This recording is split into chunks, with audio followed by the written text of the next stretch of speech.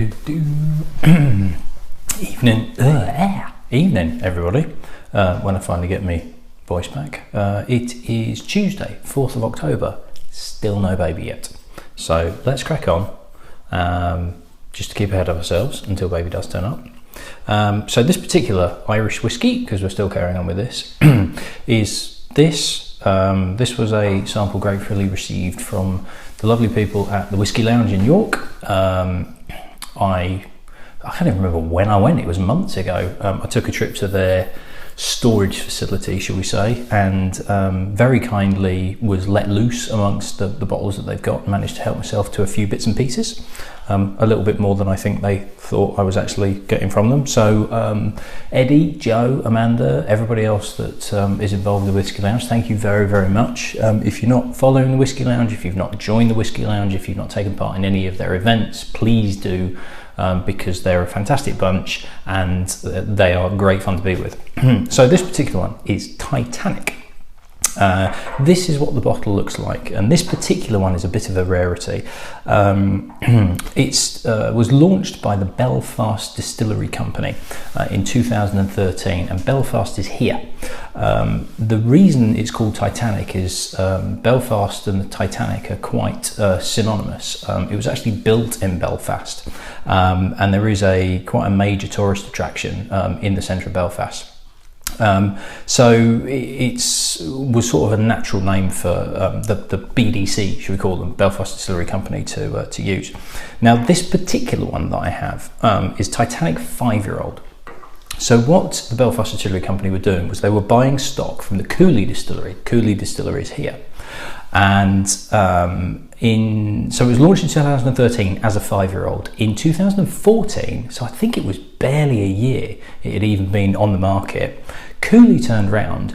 Now Cooley are owned by Jim Beam Suntory, and they turned around to the BDC and said, we can't give you, whether it was political, whether it was them being a bit awkward, whether there was good business reason behind it, but they basically turned around and said, we can't give you 5-year-old stock anymore. Being a blended whiskey, it's basically the malts that are in it, and the pot still whiskey, not the grain whiskey, but the pot still stroke malt whiskey that's in it.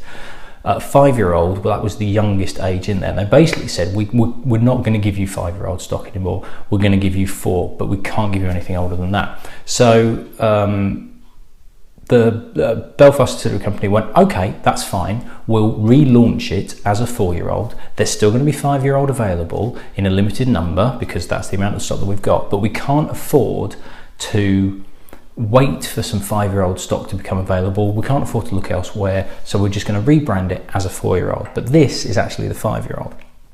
Now, the Belfast Distillery Company, there's quite an interesting story behind this, because I like to try and find out who it was that founded it and when it was founded and everything like that. And this Belfast Distillery Company was actually founded by this gentleman here, who is a guy called Peter Lavery, or Lavery, depending on how his surname is actually pronounced.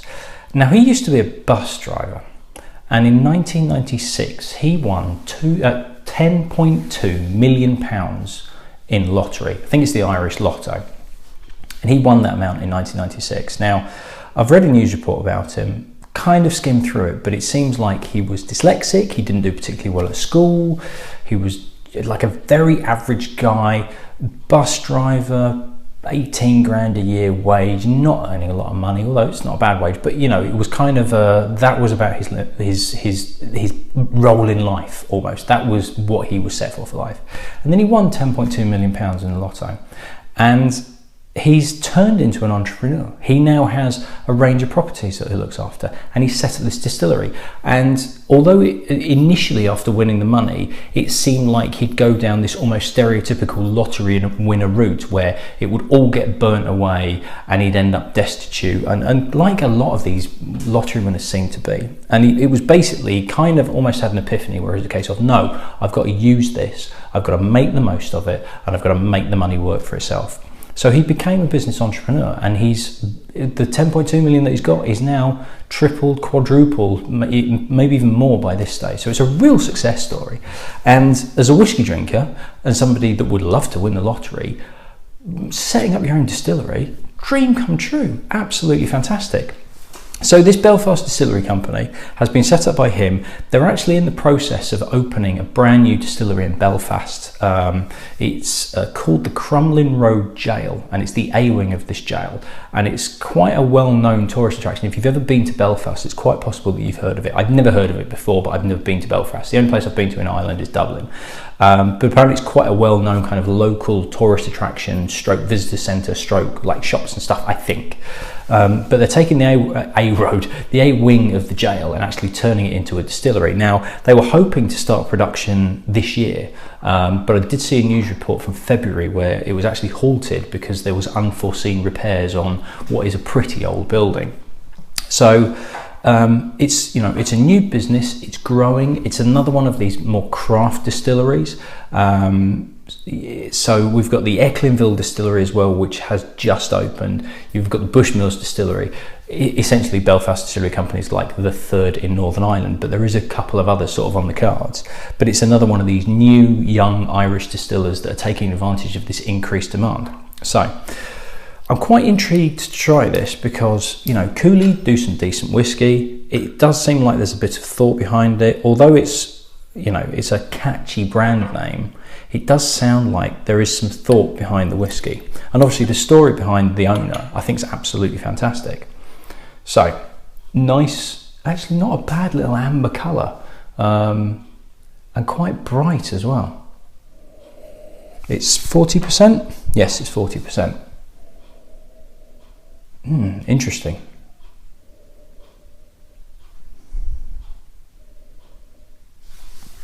Now there is a graininess, and it's not the pot still black curranty juiciness, but fortunately at least one of my audience does agree with me that I'm not going crazy, and that is actually a sort of flavour profile that you pick up. This is more of an element of the actual grain whiskey rather than Irish pot still. So it's slightly metallic, it's slightly edgy.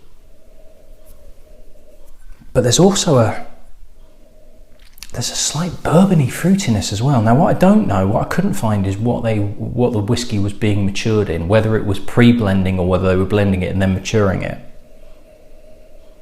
But I wouldn't be surprised if it's bourbon cask, because there is a definite bourbon dark fruity note to it. It's interesting. It smells a little bit like a bourbon whiskey.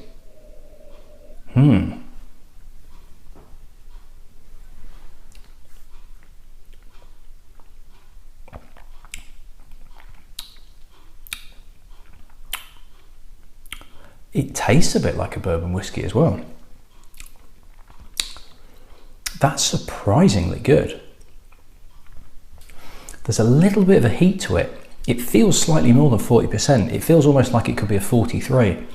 But there's a lovely round dark fruit to it. It's not quite Christmas cakey. It's not quite full on bourbon, where that tends to be more of a rich fruit cake.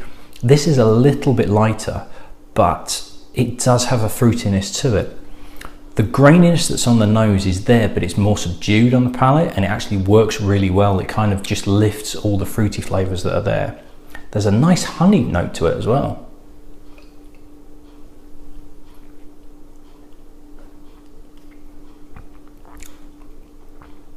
There's definite bourbon elements to it. It's really weird. There's kind of like this honey character, and there's a light smoothness to it as well, which is more Irish, but then it's overlaid with this fruity character of a bourbon, the sort of warming dark fruit cake character. It feels very much like almost a blend of bourbon and Irish whiskey. It's got elements of both in there, and it works really well. It's really well balanced.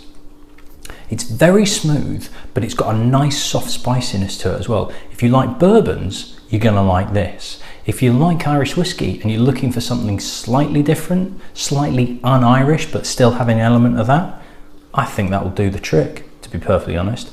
Maybe for kind of hardcore Scotch drinkers, it might be a little bit too light, but I really like that. As a bourbon drinker and somebody that likes Irish whiskey as well, I think that's really nice. That's ticking a lot of boxes for me. That's some good stuff. Now, what I'd be interested to know is how different the 4-year-old is to it. Whether it has a major impact on the fact that it's a year younger, difficult to say. But if you can find the 5-year-old, now it's 30 quid. In fact, I'm going to put the bottle back up now. You're looking at, it wasn't 30 quid, 40 quid at the Whisky Exchange, but I think the 4-year-old might have been slightly less, maybe 35.